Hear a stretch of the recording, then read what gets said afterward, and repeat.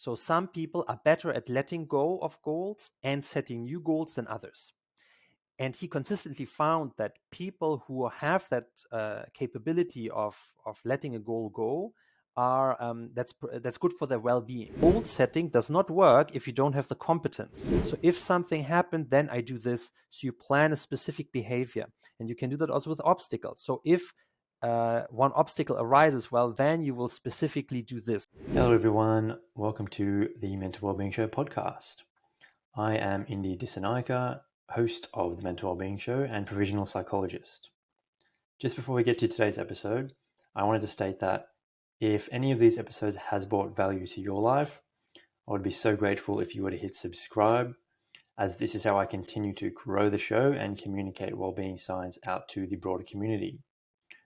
I am now releasing deep dives with global subject experts, i.e. full episodes, every week, and posting clips on wellbeing science many times a week as well on the YouTube channel.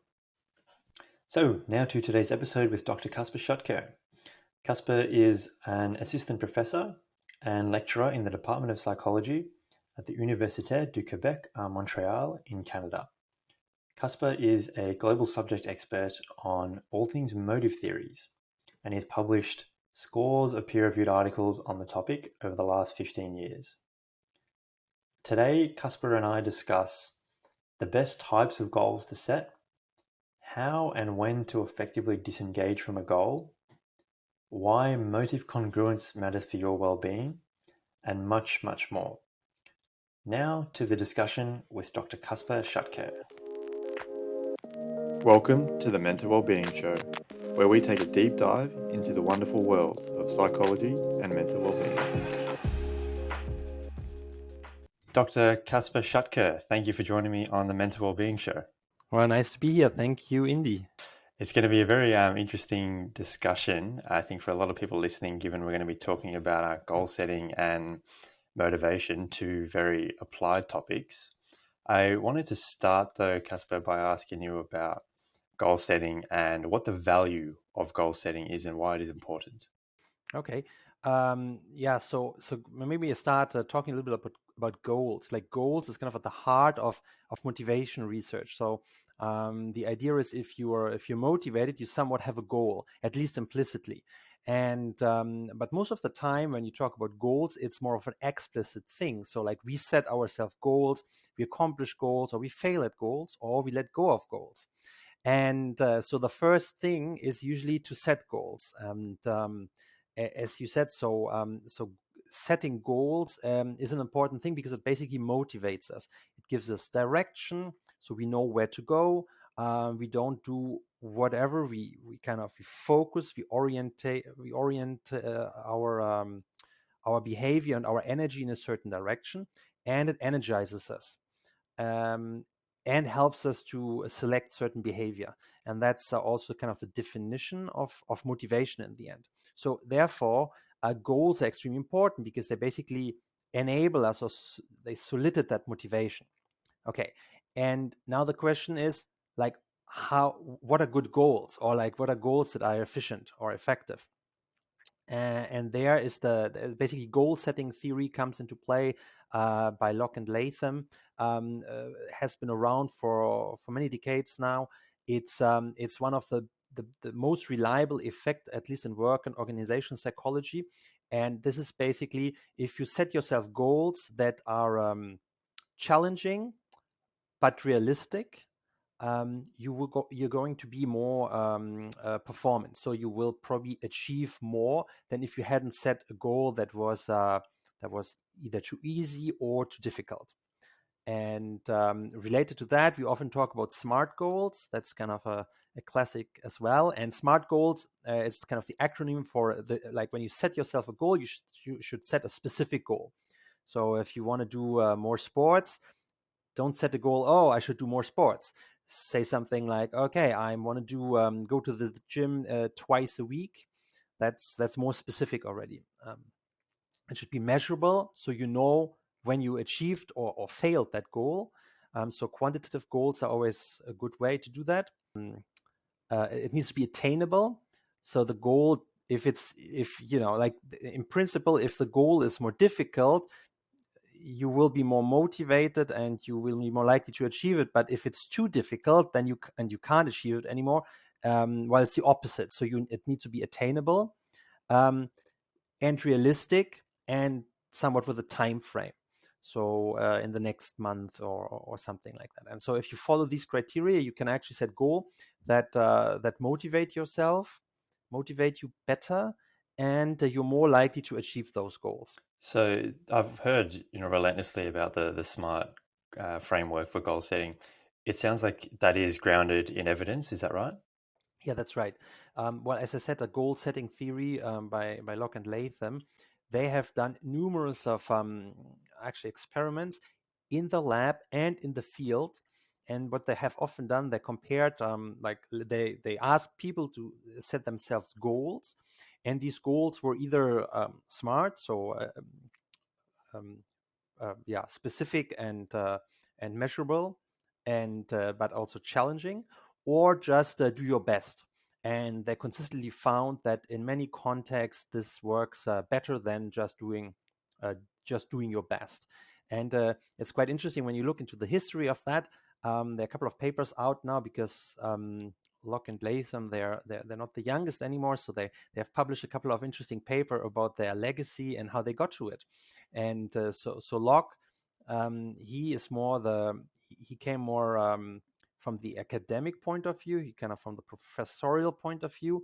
And Latham, he was an industrial psychologist, and he came from that point of view. And he actually did some research in the woods with woodpeckers. He's also Canadian, so it kind of fit. And they came up with the idea to compare in the field, like how many trees you would cut per day. And then, well, those who set challenging goals, they set goals that were challenging but realistic, measurable. It's easy, right? Like the number of trees. Well, they would perform better at the end of the day than people who just had the goal to do the best they could. And Locke did the same thing, just in the lab to start with, and then eventually they heard of each other. They met, and ever since they have been working together on goal setting, and they provided really a lot of evidence. Nowadays, it also works with goals that are that you don't choose yourself. Maybe it might be so good for your well-being, but it definitely still works for performance.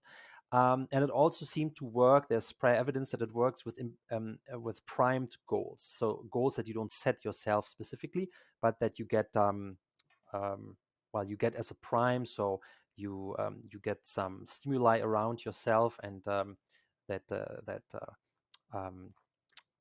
primes you with achievement, for example. And those people tend to perform better.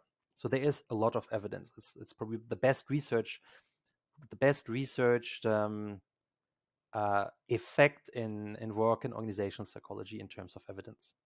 So when you say challenging goals in Kaspar, when we're first starting out with, say, a new goal or a new behavior that we're trying to, achieve and make progress on, is it more beneficial to start with easier wins and kind of small victories, or should we go after something that is even higher on that challenge dimension, if you like? What's better for long-term progress?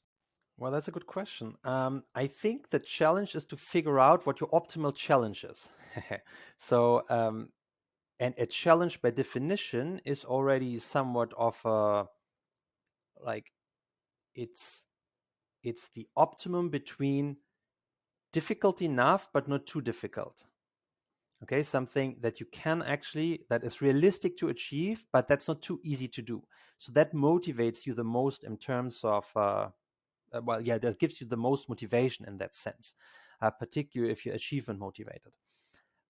But competence plays an important role. So the goal setting does not work if you don't have the competence, right? So you can set a very challenging goal, like a realistic goal, but if you don't know how to do it, it won't work. So it only works if you have skills, the competence, the knowledge to accomplish that goal. Then goal setting is a very powerful tool. So in this sense, if you start something new, you first have to discover your competence, your skills. So in that sense, you would start with something new, and then I would increase the difficult level until you figure out, okay, so this is more challenging, but I can still do it. And then, you can push yourself a little bit more. And if you figure out, oh, okay, that's too much, well, then you go down a little bit. So I would go about that way. But one other thing that's extremely important in the whole process is feedback. And I don't mean necessarily someone who tells you how you did, but in the strive for accomplishing your goals, it's very important that you receive feedback from the task itself or from someone else for that matter, so you know how well you have done. Because this feedback is important to know, to measure yourself whether you have actually accomplished your goal or whether you get closer to accomplishing your goal.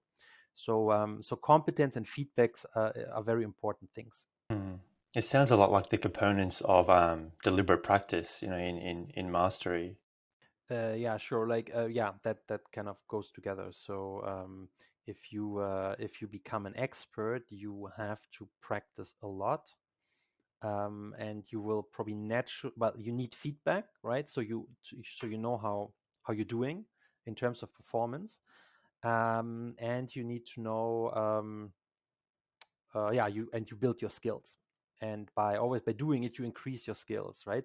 And the feedback helps you also to deal, to learn from it, right? So and particularly negative feedback, has a bad reputation, negative feedback, but negative feedback is actually much more helpful than positive feedback because you learn much more from it. It's just that we're all scared of negative feedback for some reason, and particularly in school or at work, like nobody wants to make mistakes. That's actually pretty dumb, because daring to make mistakes, I don't talk about like grave mistakes, but throughout the process doing something wrong, well, you learn much more and much better from that experience than if you always do everything right. I sometimes thought about that also at university, when we have students, and in psychology, a lot of students, they always want to have an A+, and I teach a lot at the PhD level, and they're already all selected, so they're all very good, and I still have to give them a grade, which I despise, because at that point I don't think it makes sense to give a grade, but we have to. So but they usually, they're successful because they're there. So sometimes I think I should come up with an exercise to make them all fail, to give them the opportunity to have that failure experience, because I think it's a very good experience to have in your life. Not all the time, of course, right? But once in a while, and learning from it, I think it's a very good life skill to have. I haven't done it yet, so if any one of my students listens to me, don't be scared. I haven't done that yet. It would be an interesting experiment to run, I'm sure. See what their response is. You've done a lot of work as well, Kaspar, on goal disengagement. So I feel like there's been a lot of work done on goal pursuit, on goal setting, but comparatively a dearth on perhaps when it's more functional to let go of a goal. So can you talk us through a little bit about what goal disengagement is? Sure. Yeah, well, it's actually I have just started doing research in that direction, and I'm utterly excited about it. And we recently edited a special issue in the journal Motivation and Emotion, where we gathered a couple of papers on goal disengagement, which is a new topic. And well, the thing is, the goal setting and research on goal pursuit, like how to set goals and how to do that in a way that you perform in, and then how to maintain that performance and you get to that has been a research tradition for quite a while now. However, in our Western societies, somehow it seems to be badly seen to let go, right? Like, it's always, performance, if you hit difficulties, just push through, otherwise you're a loser, and this thing. And that's actually a very bad idea to have, because of course, you shouldn't let go of a goal as soon as you hit a couple of obstacles. But keeping a goal that doesn't make you happy, there's no point in that. So there's one of my colleagues actually here in Montreal, Carsten Frosch. He has been doing research on goal disengagement and kind of as an individual difference. So some people are better at letting go of goals and setting new goals than others. And he consistently found that people who have that capability of letting a goal go are that's good for their well-being. So they will they will feel better about it, particularly with the competence of engaging into new goal. So letting go of a goal that's not going so well is beneficial for your mental health. So, but now the difficult question, of course, is when is the right point to let go of a goal? Like, how do you know that, right? And that's a tricky question, actually, because it's a double-edged sword. So if you let go of a goal too early, well, you deprive yourself of a success or the accomplishment of the potential accomplishment of the goal. But if you stick with it too long, you could have used these resources much better in investing in a new one, an alternative goal. So that's difficult to do, right? And my own research, together with my my former PhD student, Marion-Jetten, we have looked at action crisis. An action crisis is kind of the process where you doubt your goal. So I think probably everybody knows that. Like you set yourself a goal. For example, you want to get into the PhD program in psychology, and it's competitive. So you want to have all these A pluses, and then mean professors like Kaspar Schattke, they want you to have that failure experience. But the point is that an action crisis is where you experience a couple of obstacles on your goal, and then you start doubting whether your goal was actually, whether it's a good idea to continue pursuing your goal, or whether you should let it go. So that's called an action crisis. Okay, it comes from the German Handlungskrise, if you want to know. And the problem with this action crisis is that once you have made your decision to pursue a goal, it's better to invest all your mental resources, all your ideas into how you can accomplish that goal. So you don't worry anymore whether the goal is good for you. You have made that decision before, right?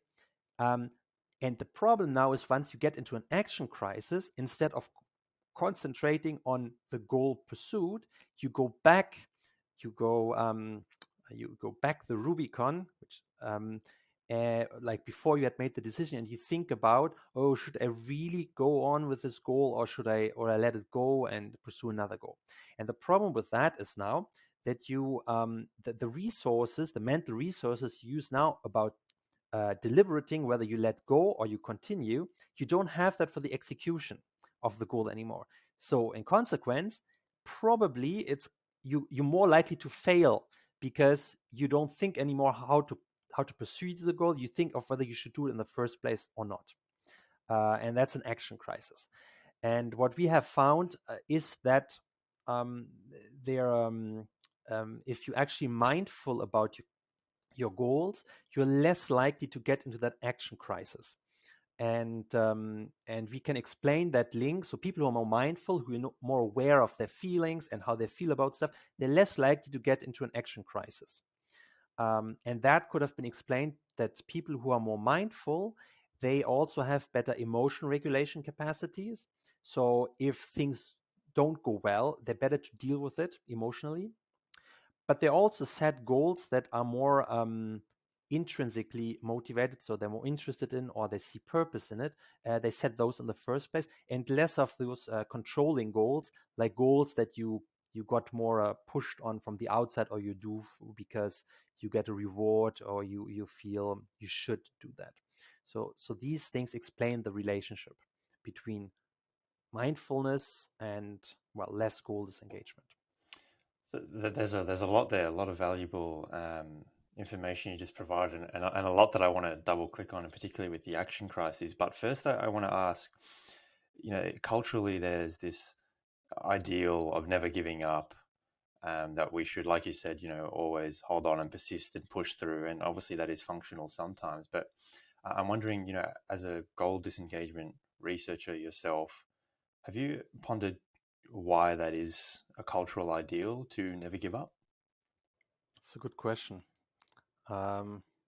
Well, I'm German, so I'm bound to blame it on the Americans, but I don't know whether that's really the end of the story. But I mean, there is a thing in the culture of like, yeah, we can do it, we should push through it, and so on.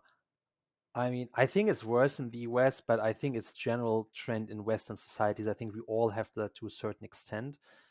I don't really know why that is. Somehow it's seen like, this thing like being a quitter is badly seen because, well, there's also the idea, well, that's in the US, this quitter thing, but from a German perspective, maybe there's also the idea, well, if you just put enough willpower into it, if you really want it, you can reach anything. And this idea, you have that in the US too, right? Like if you just want it enough, you're willing to sacrifice enough, you can achieve anything. That makes me, I don't know. Of course, there's something to it. If you're willing to make large sacrifices and you're willing to invest more, you can do a lot of things.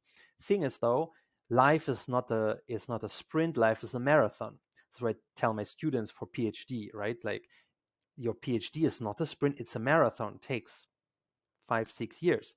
So you need to be careful with your resources, otherwise you're going to burn out.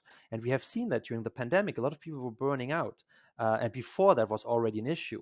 And this, I think, is part of this push culture that we should always push through.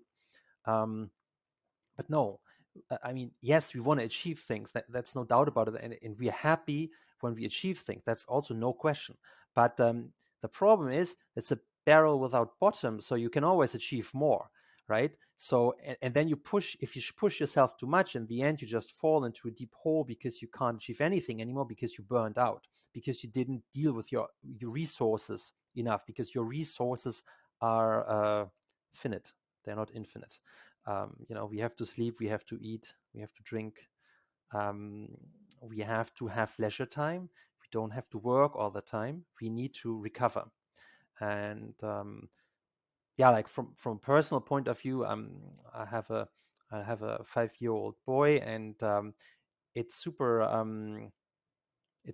fun and super important to make sure that I'm there during the weekends. And we spend quality time together for the weekend, and that's actually, while also sometimes physically a little bit exhausting, it still refills my resources. For example, here being in Montreal, you went skiing yesterday on the weekend, and that always actually gives me a lot of energy, even though I'm very tired in the evening. But I sleep well, I feel good, I had a lot of oxygen, and so on. So just to say, we all need that, and that goes with this culture. It's like a little bit, play hard, work hard, but then also play hard. And with playing, I mean, have a proper weekend. So take the time to recover, to recharge your batteries, because otherwise, that's bad for you. And from what you were saying earlier, Kaspar, it sounds like action crises are quite exhaustive upon our resources. Yes, that's right. Yeah, the action, like if you are in action crisis, well, as the name suggests, you're somewhat of a crisis, because well, these goals you don't know anymore whether to pursue or let go. We're not talking about the goal whether you go to the bakery to buy croissant tomorrow, right? We're talking about self-relevant goals that are really important for your identity, like doing a PhD, or I don't know, getting a certain job or getting into a career. So that's really important to you. So there, the consequences have a big impact on your life. So naturally, it is I wouldn't say a traumatic experience. That's maybe a bit far, but it can be very detrimental to, or you can feel very bad about that. So having that action crisis is related to what can be related to depressive symptoms, definitely for decreased well-being. I know in my own life, when I identify with times when I went through this action crisis, for example, when I was first studying at uni, I really shouldn't have been there, to be honest. I just wasn't in the right headspace, and reflected in my marks and whatnot. This was some many years ago now, but it took me a long time to be able to actually let go of that goal, at least at the time, and engage with another goal, which was to defer from uni and then go and work in the fitness space for some years. But I found that quite a difficult time. Are there any frameworks that people can lean on when they're going through action crises? How can they navigate that? Is there anything that plays out in the evidence base? Well, the way you framed the question suggested that you would say it's a bad thing.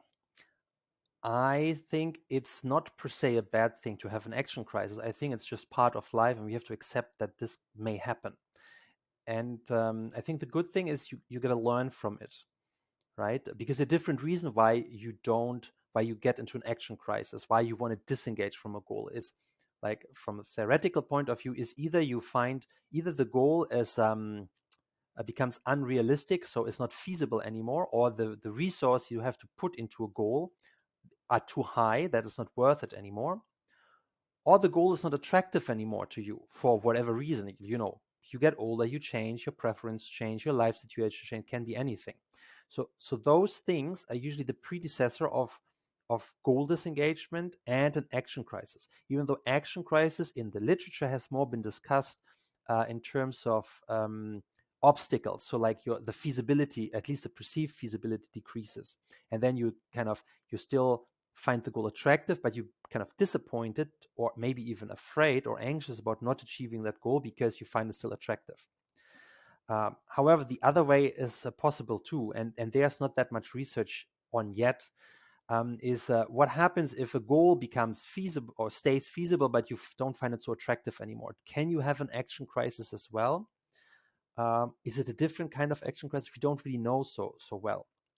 And in terms of that, like you talked about that you had a goal which you kind of disengaged on. One thing that's very important when you talk about goal disengagement is that we know there are three facets of goal disengagement, and they don't necessarily come together. So you have a behavioral facet of goal disengagement. So that is, you stop working on a certain goal. You just stop pursuing that goal. So we call behavioral disengagement. But that doesn't mean that you disengage affectively or cognitively. So affectively, we know that, like, you stop doing something, but you're sad about that you did that. And then the cognitive level would be, you still think, oh, I should do that. You ruminate about that. You still think about that goal. So in that case, you would say, well, you haven't really disengaged entirely from that goal yet. And then, all the others are possible too. Like, there's something else where you still work on a goal, let's say, but you don't care about it anymore, and you're really not sad if you had to stop. So that would be the opposite. So you affectively and cognitively have disengaged, but not behaviorally yet. It's kind of, and then eventually you kind of get the epiphany and said, oh, actually this is not meaningful for me anymore, that goal. And then you disengage cognitively, and then so those are the aspects. And I think a lot of people have that particularly when they realize that the obstacles are too hard to overcome, so they stop, or they are forced to stop, or they drop out, for whatever, but then they can't let go. And I think that's where the big problem comes, sets in, and where you might get depressed or anxious or sad about. And then what can we do about that? That was the other question, right? One thing is you think about an alternative goal. So if you don't manage to get into the PhD program in psychology, well, think about, why did you want to go in this PhD program in psychology in the first place? Was it because you wanted to become a psychologist? Was it because you wanted to do research? Was it because in general you wanted to help people? Was it because, well, there are all these options. Well, and once you're more clear about that, you can go around and think, okay, in what other profession maybe I can help people? In which other subject I could do a PhD to do research? Life is not black and white. There are different options. You just have to look at them and, to a certain extent, also accept that it hasn't worked the way you had planned it, but maybe you can find happiness in a different path.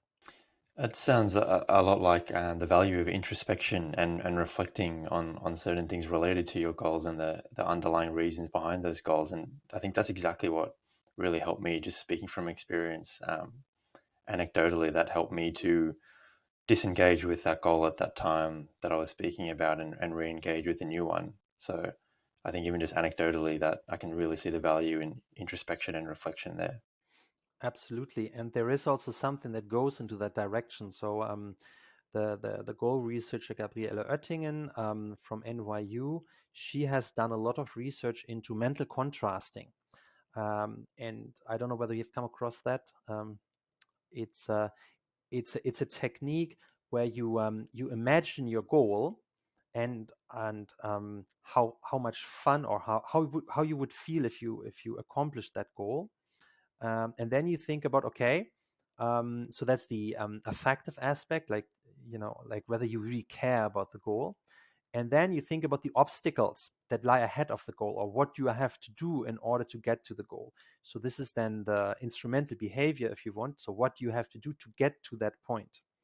So the fantasy about how the goal appeals to you, it gives you energy, and then the contrast of what's the obstacle, what you have to overcome, that's instrumental. So that helps you to plan how you go about pursuing that goal and how you can actually achieve it.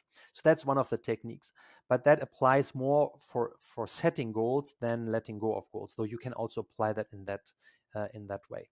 But that's one very specific thing. And actually, there's a tool about that. It's called Whoop Your Life, WOOP, and you might want to put that somewhere and give access. You can Google it, and that's a really cool tool that you start with this mental contrasting, and then you do implementation intention. That's the second part of it, which means you make an if-then plan. So if something happened, then I do this. So you plan a specific behavior, and you can do that also with obstacles. So if one obstacle arises, well, then you will specifically do this. So classic, you want to finish your thesis, okay? And then, you think about, oh, how cool it will be. Once I have submitted the thesis, I will feel proud and I will be all happy. Okay, what's the obstacle? Well, I got to sit down and write that damn thing up. That's a big obstacle for a lot of people, right? So why don't I do that? Well, or how can I not do that? Well, because I always distract myself. Because before starting writing my thesis, I check my emails and then I get distracted. So then you make a plan. If I start in the morning working on, or if I want to start working on my thesis, well, I turn off my phone. I don't look into emails. So if I start, then I turn off and just get right into thesis writing. So that's in a nutshell that Whoop technique. I have come across Whoop Your Life. I don't know where, but certainly not mental contrasting. What was the name of that author? Because I do want to link that in the show notes and have a look myself. It's mental contrasting with implementation intention. And what was you mentioned a researcher's name, Kaspar. What was that name? So it's Gabriele Oettingen from New York University. She came up with this mental contrasting, and then it's Peter Gollwitzer, also from NYU, who came up with this implementation intention, which is you make a plan when you face an obstacle. And then they combined it to mental contrasting with implementation intention, made it a kind of one tool.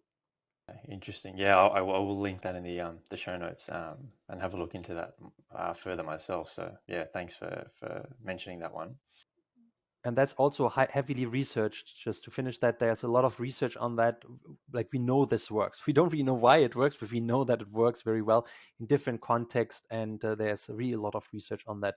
And you find it on the webpage as well, and you see also Gabriele Oettingen presenting it on videos and so on. So there's a cool multimedia presence on that. I really wanted to talk to you as well about another area, Kaspar, that you've done a wealth of research on, a related area, motive congruence. And I think it would make sense to start by discussing exactly what we're talking about the congruence of, which is the implicit and explicit motives.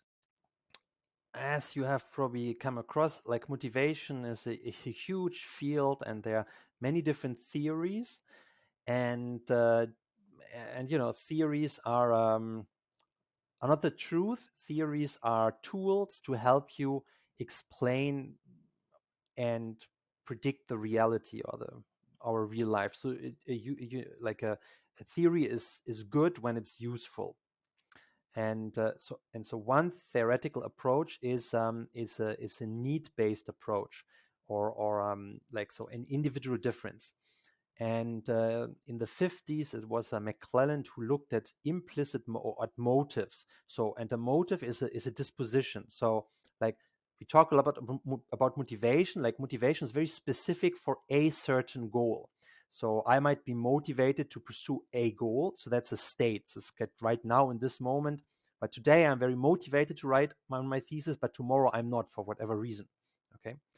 And the motive, on the other hand, is kind of, it's an individual difference. So I have a strong achievement motive. So doing well is very important to me. Or I have a strong power motive. I enjoy having impact on other people, in a good or in a bad way, but impact.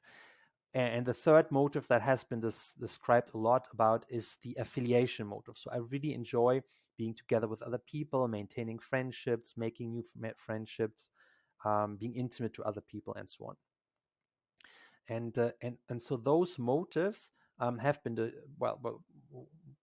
described since the 50s. And in the 70s, and I should mention that these motives they were measured with implicit techniques. So maybe you have heard about the TAT, the thematic apperception test. So basically, you show people a little cards with an ambiguous story where two people usually interact somehow. And it comes from a psychodynamic tradition from a clinical point of view. And the clinician would show that to their client, and the client would then explain a fantasy story related to that. But McClelland used this to, not in a clinical sense, but he had people write stories, fantasy stories, based on some, like, 6 different pictures. And then he content analyzed these stories, compared stories of people who previously were in an achievement context with people who came from a neutral context. And then he found that certain categories in this text, like people who came in the achievement context, they wrote more themes that were related to achieving something. So they use more adjectives that suggest performance or achievement. They talk more about goals. There's something about fear of failing. There might be something about competing with others or with a standard, or there might be some other things. So and so this way, the motive was derived. So, like, you let people write stories, then you content analyze them, and then you count the amount of power, achievement, or affiliation content you find in those stories. And this is then an indicator how strong each motive is important to you, because you project it when you see the picture cues. You project it into your stories. And the cool thing about that is, like, or the advantage to a questionnaire is that people don't know what we're looking for, unless they are motivation psychologists who know that technique. But in principle, you can't cheat in that sense. Like, in a questionnaire, we all tend to, like, oh yeah, I would like to be a leader in my job. So, oh yeah, I'm more power motivated. And And so the advantage of these implicit measures is that people, it's implicit, so they don't know what we're looking for. But then in the 70s, these three motives, people started measuring these three motives also with questionnaires. And what they considerably found was that the questionnaire measure and the implicit motive measure, they did not correlate at all. And there are a couple of meta-analyses that show there's on a meta-analytic level, there is hardly any correlation, okay, or very, very low. However, both predict outcomes. So the implicit measures, they predict more spontaneous behavior and behavior over a long time. So for example, success as a leader or in a leadership position could be predicted over a 10-year period by the power motive. So people with a higher power motive, they tend to be more successful or more likely to become a leader over a 10-year period. While the questionnaire, they predict other questionnaires and choices, like cognitive choices. And so in the beginning, there was a debate about, well, which one is the valid measure? But then in 98, McClellan, Kirsten, and Weinberger wrote this very important paper where they said, well, they're both valid, they're just different constructs. And then they came up with the distinction between implicit motives, which is measured with the picture story exercise with the stories, and then the explicit motives, that those are measured with questionnaires. And we also call these explicit motives self-attributed motives. So what do I think how I am, or what I think what motivates me? Okay. And now the clue is, so they both predict different things, but on average, there's no correlation between those two. However, for some people, there's a bigger congruence between your implicit motive and your explicit motive, and for other people, there's lower or no congruence. And what we have found consistently is that, like, if you're more motive congruent, you're more happy. You have a better well-being. Or the other way around, if you have a higher incongruence, well, you're more likely to be to burn out, to have impaired well-being, and so on. So why is that? So well, we think it's because you know yourself better when you have congruence, and this congruence also works with goals. There's this congruence between, like, if you set yourself goals that are aligned with your implicit motives, well, you feel better about your goals because there is this affective component. So you pursue something that you effectively care about, that's important to you, not just cognitively, but that you have a good feeling about, and that motivates you in a better way if you want. And you're more likely to be intrinsically motivated, and we know that intrinsic motivation is also related to well-being and so on. So you mentioned those three needs: need for power, need for affiliation, need for achievement. Are these, am I right in saying that these are inherent to all of us? These are universal needs, if you like, but it's different depending on what differs is the ratio to which we have these different needs between us? Yes. So yeah, we all have those needs to a certain extent, but some needs are more important for some people and others are more important for other people. So there are different constellations possible. That's right. So, and the idea is that, well, if you know your own mode of constellation, well, you're actually better off in making goal choices that fit your motivational structure better. So the classic is, you always, like in your job, you want to have a leadership position. So you would set yourself a goal to become a leader, and you would ascribe yourself a high power motive. But let's say if implicitly you don't enjoy so much having impact on other people, you much rather prefer like setting your own standards and like you're more achievement motivated, let's say, you won't be a good leader, because as a leader you have to delegate. You don't do all the stuff yourself. You have to organize your work group to be efficient. So you have to have impact on other people to do their job, and you shouldn't do their job. Okay. Of course, you can learn all those behaviors, but if you enjoy more having the impact on the other people, you will be on a longer time, you'll be more happy in that job, and you're probably going to do it better because you enjoy it. So one of the conclusions I drew from your research on this, Kaspar, was that as far as well-being is concerned, what matters is not necessarily the ratio of those needs, but as you said, it's more the congruence between your implicit and explicit motives. That's right. So you're not doomed if you have a certain motive constellation. Anything can make you happy. You just need to know what makes you happy and act accordingly. But of course, that's easily said, right? Knowing yourself is sometimes hard, and we society suggests certain things sometimes how you should be and so on, and so it's not so easy always to figure that out, or that your family pushes you, or and so on. So that's why we think that mindfulness can help you in that regard, to be more aware and attentive to your basically bodily reactions, because your body actually tells you what you like. It's just often we don't listen to our body because we think we should do something instead of just listening what actually happens to us. And there's a one very smart exercise from the motive researcher Oliver Schultheis. It's a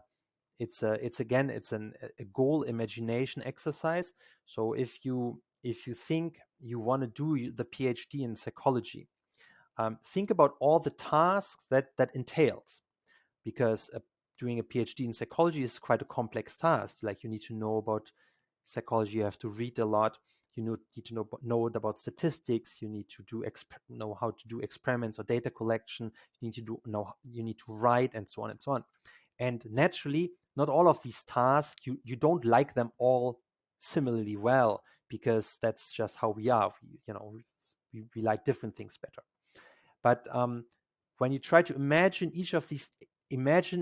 doing these tasks, not the result of these tasks, but imagine executing these tasks. For example, sitting on your computer writing on an article. How do you feel about that? Do you have a feeling at all? Do you have a negative feeling, or do you feel good about it? If you have a good feeling, that probably applies to your implicit motives. If you have no feeling, well, probably not. And if you have a negative feeling, well, there might be a fear component in that. So, and then you can do that with all of these subtasks for the bigger thing. And then, you look at the bottom line. And if at the end of the day, all these tasks together, there's kind of, there's still more positive tasks than tasks that you have absolutely no feeling or an icky feeling about it, then it's for you. Otherwise, it's probably not for you. So that's the way. And then if you're more mindful, well, you're more aware of these. It's easier for you to detect those feelings that you have that manifest themselves in the body. I love that, because one of the issues that I had in terms of reading the research on motive congruence was, how do I measure my implicit motives if they're consciously not as accessible, say, as the explicit motives? I can't see myself self-administering the picture story exercise with any accuracy, right? But it sounds like mindfulness, introspection, reflecting on how you feel affectively when you're doing certain tasks is a strategy to become more aware of those implicit motives. And accepting it. That not this idea, I shouldn't be sad. Well, you can be sad. If you're sad, you're sad. That's okay. And it's just it's a feeling, and it will pass. But right now you're sad, and it's okay to be sad. That comes with it too. Because if you allow yourself to have the feeling you're having, well, you can recognize it more easily, right? Because if you push it away, well, you don't have so much access to that. And this is actually a thing, like, it's called self-access. And how do you get self-access? And we think that we have some data that suggests that mindfulness is positively related to self-access. So people who are more mindful, they have better access to their inner self and all these feelings and emotions and so on. I'm just speculating here, Kaspar, so please correct me if I'm extrapolating too far from the research, but it sounds like acceptance and commitment therapy or ACT would have a lot of value here in terms of introspecting, identifying your values, and taking kind of value-oriented action to augment your motive congruence. Yeah, absolutely. Like, yeah, ACT, it goes in this direction. Indeed, it's definitely good to know your values, um, and being accepting about that. Yeah, sure. Like, ACT goes in the direction. It's just that ACT itself, as an approach, is not ingrained into one of these theories. So it's its own concept in itself. However, it fits super well together. It's just, like, researchers are all human, so we even psychologists who do research on biases, we have the same biases, and there are fashions in research, and there are different streams, and sometimes people are self-protective of theirs, and they don't like the other, and I'm not free from that either. Others aren't either. So that's just because we're all human. So sometimes some streams that are very similar, they don't talk so much to each other, even though it fits very well. So that's why sometimes we come up with similar concept from different point of views. And I find the longer I'm in this business is that, yes, sometimes we disagree on little details theoretically, but on the big picture, most things come to very similar conclusions, but using different framework, different theories. And that I find quite reassuring, that it's rather rare that you really suggest the complete opposite. The differences between different theories are usually more in details, but on the big picture, we kind of actually agree. And I would say it's the same with ACT. So it's a good thing to know about your values, to be accepting, to be mindful, and but you can apply that in different theories from different theoretical perspectives as well. So this concept of motive incongruence is quite important in the sense that I've seen a lot of research looking at, or some research looking at its predictive value of later incidents of mental illness. I think paper by Michalak and I think Gross Holforth, they identified motive incongruence as a pathogenic factor for later mental illness. So it seems, quite important and consequential to our lives. Well, I don't know that specific one, but I know there are links to burnout, and even to there's another one that's about that's from Veronika Brandstedt in Zurich, that that looks at the congruence between your motives and your work tasks, and that finds, well, the like, if you have a lot of work tasks that don't fit your implicit motives, you're more likely to develop physical symptoms and depressive symptoms. Yeah, that's okay. That's just one study, but there are many studies that if you look overall, like at well-being or the absence of well-being, you do find that trend much more than for performance, for example. Like, the idea is you're more motivated on tasks that that fit your implicit motives, but the evidence for that is actually scarce. We usually find effects on well-being, but not so much on performance necessarily. So if motive incongruence then is quite maladaptive, at least for well-being, why does it occur? I've looked at some of your research looking at perhaps childhood factors or the early caregiving experience. What are some of the antecedents of motive incongruence? Yeah, that's a good question. Like, we have been working a little bit on mindfulness.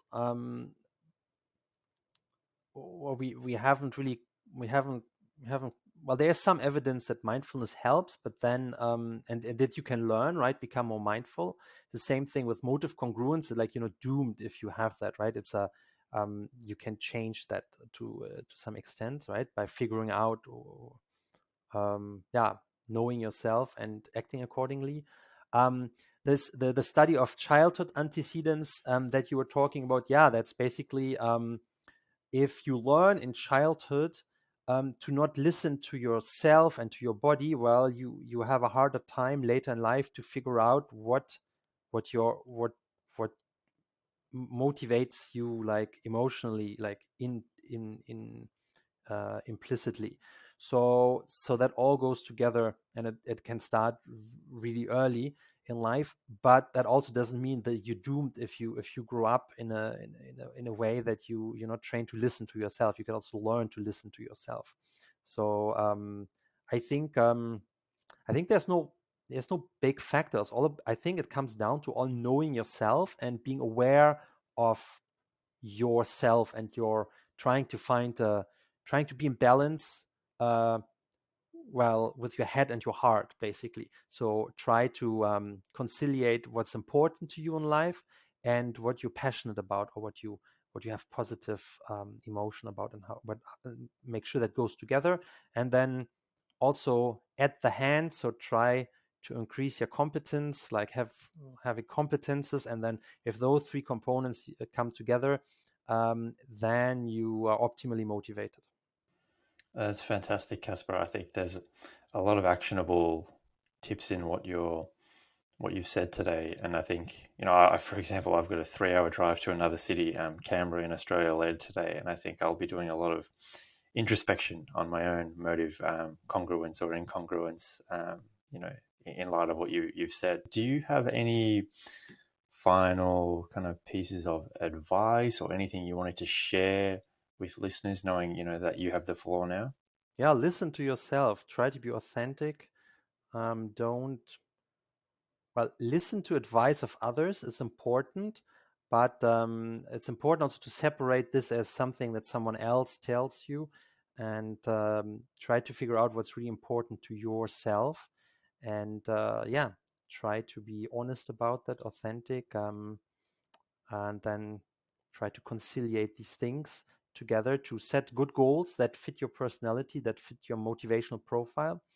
And if you learn that it's not for you, let go of the goal and set another one. There's not one way in life. There are always different ways that lead to Rome. And sometimes it's good to do the detour because you can learn something about yourself. For me, the detour was to finish this maybe one of the detours I took when I did my studies. Everybody tries to finish their studies as fast as possible. Well, I thought, why don't I do a round trip in Australia while I'm a student? Because I have the time, and sure, I might graduate a bit later, but hey, I have more life experience. So that's where I went to Sydney and saw a lot of Australia. So it was definitely worth it, even though I lost time in my studies, but I gained a lot of time in life experiences. And that's also something I think that counts. It's important. That should be cherished. And we should do that. Of course, all in moderation, right? So you always have to find the middle way. You have to conciliate between doing new things, but also staying goal directed, but maybe not always on the shortest way. So I think that's a good way to put it. So there you have it, everyone. Dr. Kaspar Schattke on goal disengagement and motive congruence. There's a lot of golden nuggets there, I think, for a lot of people. It was a very applied discussion. And I think the biggest takeaway for myself is just another reminder of the value of introspection and that quiet time to reflect. In this particular instance, it became clear to me through our discussion with Kaspar that introspection can help to improve that motive congruence and bring awareness to what my implicit motives are. I hope this episode brought similar value to yourself. If it did, I would be so grateful if you were to share and subscribe to the Mental Wellbeing Show, as again, this is how I grow the Mental Wellbeing Show and continue to communicate wellbeing science out to the community.